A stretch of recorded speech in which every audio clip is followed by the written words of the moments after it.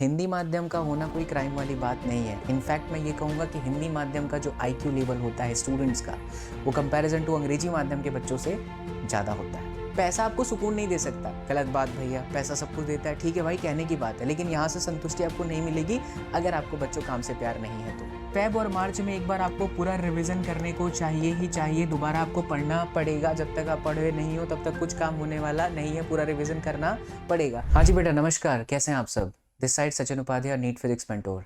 सो all India rank लाना है और वो भी लेस देन 100। हिंदी माध्यम के हम विद्यार्थी हैं। पहली बात तो हम हिंदी माध्यम के विद्यार्थी हैं ये कहना जरूरी है क्या? अरे हम नीट के विद्यार्थी हैं ये ना कहिए बच्चों। मैं अपने अनुभव के बेसिस पर कह रहा हूँ क्योंकि हिंदी माध्यम के बैचेस को पढ़ाता हूँ और सबसे ज़्यादा मेरे पास हिंदी माध्यम के विद्यार्थी हैं। मैं ये जब बच्चों से मिलता हूँ और बच्चों से बात करता हूँ, चाहे ऑफलाइन हो चाहे ऑनलाइन हो, तो एक ना वो एक इन्फीरियर, एक छोटा सा डर होता है। पहली बात, आप ना ये डर को निकाल के फेंक दो। आप नीट के विद्यार्थी हो। हिंदी माध्यम का होना कोई क्राइम वाली बात नहीं है। इनफैक्ट मैं ये कहूँगा कि हिंदी माध्यम का जो आईक्यू लेवल होता है स्टूडेंट्स का, वो कंपैरिजन टू अंग्रेजी माध्यम के बच्चों से ज़्यादा होता है। सच में जेन्युइनली बता रहा हूँ। मैं खुद हिंदी माध्यम का विद्यार्थी रह चुका हूँ क्लास 12 तक। उसके बाद फिर इंजीनियरिंग में हमारे इंग्लिश आ गया, तो वो ऐसा नहीं है कि वो नहीं सीख पाता है, बच्चा सीख जाता है। तो सबसे पहले ना आप अपने मन से ये डर निकाल करके फेंक दीजिए कि हिंदी माध्यम वाले बच्चों का रैंक नहीं आता, हर बार इंग्लिश माध्यम वाले बच्चों का ही आता है। मैंने एक कसम खाया है भीष्म पितामह की तरह। जैसे भीष्म पितामह ने कसम खाया था ना कि जब तक धर्म की स्थापना नहीं कर लेते हस्तिनापुर, और तब तक कोई इच्छा मृत्यु का वरदान मिला था वो जाने वाले नहीं है, वैसे ही मैं हूँ यहाँ पर बच्चा, आपका बाबा एसएसपी, आपका चीकू भैया। मैं चाहता हूँ कि वर्ष 2025 में हिंदी माध्यम के बच्चे सब सर्वश्रेष्ठ उच्चतम नंबर ला करके खान ग्लोबल स्टडीज का नाम परचम करें, और ये मेरा स्वार्थ है। मैं अगर एक टीचर हूँ, गुरु हूँ, तो ये मेरा स्वार्थ है, और मैं डंके की चोट पर कहता हूँ हाँ ये मेरा स्वार्थ है कि मैं चाहता हूँ मेरा बच्चा अच्छा करे, मेरे सारे बच्चे अच्छा करें। आपके माता पिता के बाद कोई जो सबसे ज़्यादा खुश होता है बच्चा ना, वो एक टीचर ही होता है। बाकी सारी बातें साइड पर रखते हैं। All India rank less than 100 लाना है और हमारे पास में बच्चों कुछ ही समय है। क्या करना चाहिए, किस तरीके का अप्रोच होना चाहिए, क्या थॉट प्रोसीजर होनी चाहिए, वो इसी वीडियो के अंदर मैं आपको समझाने वाला हूँ। लास्ट तक वीडियो को जरूर देखिएगा, वीडियो आपको बहुत हेल्प करेगी, ठीक है? चलिए बच्चा, तो हमारा लक्ष्य है all India rank less than 100। लक्ष्य है कि नहीं, सबसे पहले सवाल ये आता है, लक्ष्य है कि नहीं? किन किन बच्चों का लक्ष्य ये है, कमेंट कीजिए। क्योंकि अगर लक्ष्य नहीं है तो आपका जीवन कैसा, ये आपका उद्देश्य बड़ा होना चाहिए। देखो बच्चों, जैसे मैं टीचिंग फील्ड में आया, मैं जब इंजीनियरिंग के फर्स्ट सेमेस्टर में था तभी मुझे समझ में आ गया था कि मुझे टीचिंग से प्यार है, मैं पढ़ाऊंगा, क्योंकि 2-4 दोस्तों को पढ़ाता था, उनको समझ में आ जाता था, तो मुझे अच्छा लगने लगा। और ऐसा नहीं है कि इंजीनियरिंग 4 साल खत्म करने के बाद मेरे पास जॉब नहीं, जॉब थी, अच्छी खासी थी, लेकिन मुझे करना ही नहीं था। मुझे पता था कि मैं शिक्षा के संस्थान में आगे बढ़ूंगा, मुझे पढ़ाना अच्छा लगता है। बहुत सारे टीचर मेरे आइडल रह चुके हैं, तो मैंने उनको देख देख करके पढ़ाना शुरू करा, और फिर सेकेंड सेमेस्टर से पढ़ाना शुरू कर दिया बच्चा, और जर्नी चल पड़ी। अलग अलग प्लेटफॉर्म पर आप मुझे देख चुके हो, तो वो मेरा उद्देश्य बन चुका था लाइफ का। तो आज मैं बहुत खुश हूँ क्योंकि मैं वो काम कर रहा हूँ जिससे मुझे प्यार है। क्या आपके लिए भी वो डॉक्टर बनना वो प्यार वाला काम है? पैशनेट हो आप, हार्ड वर्किंग हो बच्चा, तो आपके जीवन का लक्ष्य निर्धारित है। लेकिन अगर लक्ष्य निर्धारित नहीं, बस आप ऐसे ही सोच रहे हो कि यार पैसे कमा लेंगे, डॉक्टर बनेंगे, करोड़ों रुपए कमाएंगे, पैसा आपको सुकून नहीं दे सकता, गलत बात भैया। पैसा सब कुछ देता है, ठीक है भाई, कहने की बात है, लेकिन यहाँ से संतुष्टि आपको नहीं मिलेगी अगर आपको बच्चों काम से प्यार नहीं है तो मेरी बात को बहुत ध्यान से समझिए। आपका लक्ष्य पहले रखिए बच्चा। वाकई आपका लक्ष्य है ऑल इंडिया रैंक? नहीं है, सिर्फ सिलेक्ट होना चाहते हो। देखो ये मोटिवेशन की बातें नहीं है बच्चा। मैं बहुत मीठी मीठी बातें करने कभी नहीं आता। मैं जब आता हूँ ना, तो मुझे लगता है कि यार मैं एज ए स्टूडेंट आपको क्या बता के जाऊँ, as a student point of view क्या सोच रहा हूँ वो मैं आपको बता के जाऊँ, जो आपके काम की चीज़ हो। तो मैं जेन्युइनली आपको बोलूँगा अपना लक्ष्य बड़ा रखिए, क्योंकि जब तक आपका लक्ष्य बड़ा नहीं है जीवन में कुछ पाने वाले नहीं हो। अब इसका मतलब ये थोड़ी कि लक्ष्य बड़ा मैं अंबानी को पीछे कर दूंगा, ये कोई लक्ष्य नहीं हुआ। आपका लक्ष्य बड़ा होने का उद्देश्य ये हुआ कि आप उस लक्ष्य के प्रति कितने सजग हो। आप हार्डवर्किंग हो, आप कांस्टेंट लाइव क्लासेस में आ रहे हो, आपकी बैकलॉग्स नहीं है, आप लगातार परीक्षा दे रहे हो। This is called the proper target. इसे हम कहते हैं प्रॉपर टारगेट, इसे हम कहते हैं प्रॉपर लक्ष्य। तो आपका सबसे पहले लक्ष्य निर्धारित होना चाहिए। उसके बाद मैं जो आपको बता रहा हूँ बच्चा, वो चीज को बहुत ध्यान से समझिए। अगले 4 महीने, क्यों मैं कह रहा हूं अगले 4 महीने? कारण, आप में से बहुत सारे विद्यार्थी मेरे साथ जुड़े हुए हैं बैचेस के माध्यम से।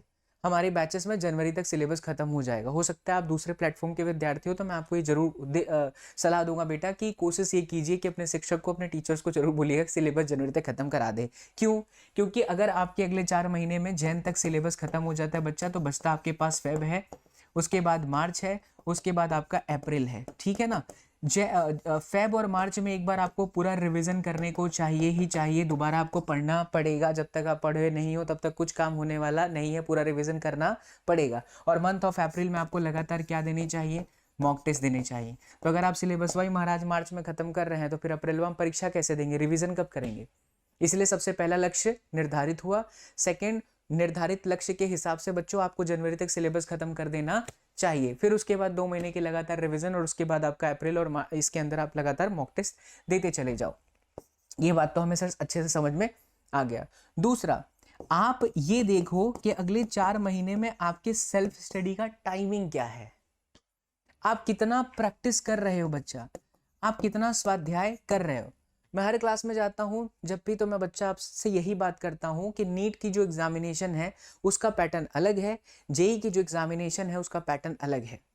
ये एक सच में विज्ञान है, आपको समझना पड़ेगा कि सिलेक्ट कैसे होना है, ठीक है। जेई की कंडीशन अलग होती है, नीट की कंडीशन अलग होती है। नीट की परीक्षा में आपको 1 मिनट के अंदर सवाल को सॉल्व करना है।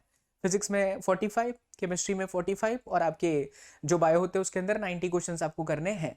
तो आपको स्वाध्याय तो करना पड़ेगा ना, आपको प्रैक्टिस तो करना पड़ेगा ना। तो अगर आप सेल्फ स्टडी, स्वाध्याय अगले 4 महीने तक अगर 6 घंटे करते थे ना बाबू, 7 घंटे कर दीजिए। 7 घंटे करते थे ना बाबू, तो 8 घंटे कर दीजिए। भाई ऐसा मत सोचो कि अगर हम सोएंगे नहीं तो मर न जाएंगे, हमारा हेल्थ खराब ना हो जाएगा। भैया ऐसा कुछ नहीं है, सब कुछ यहां से है बच्चों। सोने के बाद का समय और जागने से पहले का समय जितना कम हो वही मनुष्य सफल होता है। क्या? सोने के बाद का समय और जागने से पहले का समय जितना कम होता है ना बच्चा, वही मनुष्य सफल होता है। अब ये आप समझ जाइए इस चीज को, मैं जो समझा रहा हूं वो आप कितना पकड़ पाए। ऐसा कुछ नहीं है कि अगर मैं 5 घंटे की नींद, 6 घंटे की नींद या 8 घंटे की नींद लूंगा तो ही मेरे से कुछ हो पाएगा।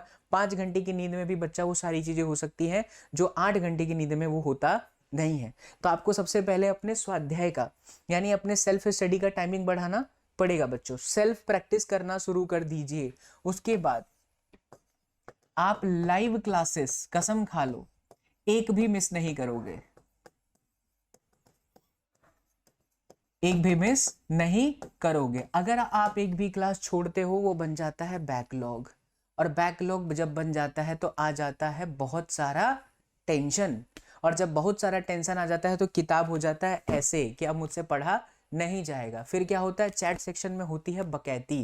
किसे कहते हैं बकैती? भैया मैं कल नहीं आ पाया था, क्या मुझे बताइए कैसे पढ़े। अरे बकलोल, तू काहे लिए नहीं आया था, पहले उस पर विचार कर ले, तो तुझे पूछने की आवश्यकता पड़ेगी ही नहीं।